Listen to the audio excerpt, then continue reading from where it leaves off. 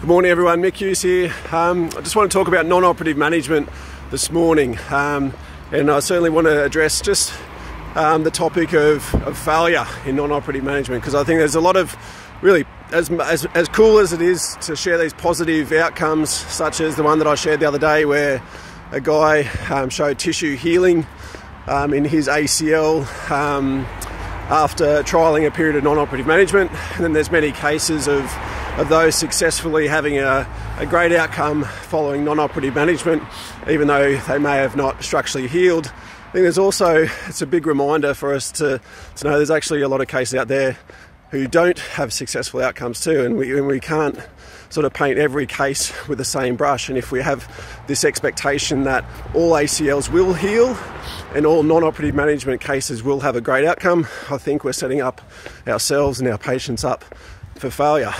So case in point, I shared a case of a guy whose ACL did show signs of healing after 4 months, which is a fantastic result for him. Doesn't mean that we still are resting on our laurels and giving up and saying, yep, that's us done. We're still working our butts off to get him back to sport. In saying that, I've also got another guy who 4 or 5 months into his rehab and of a non-operative trial is showing absolutely no signs of clinical stability, and his knee testing is just as loose as what it was on day one. So that's one thing to appreciate. And the other is, non-operative management.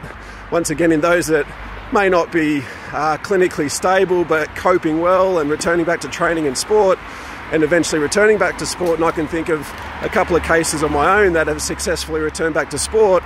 I can also think of at least 2 cases where the person in question has gone back to training and had an instability episode at training. Now, luckily for them, they haven't worsened the knee and injured the meniscus or tore off a bit of cartilage. So I think it's important that we do talk about this and we do manage expectations with our patients, because if we do pump up their tyres and say, yep, you're going to heal, and yep, you're going to have a successful return to sport, I think there's going to be some disappointed people. And we know that 50% of cases do well, so it's literally a toss of the coin. And this goes back to those being managed non-operatively. So 50% of the patients will do well and 50% won't. So this is where it's important that we do have this discussion with our patients to say, look, you have treatment choices and you have treatment options, and surgery certainly isn't the be-all and end-all.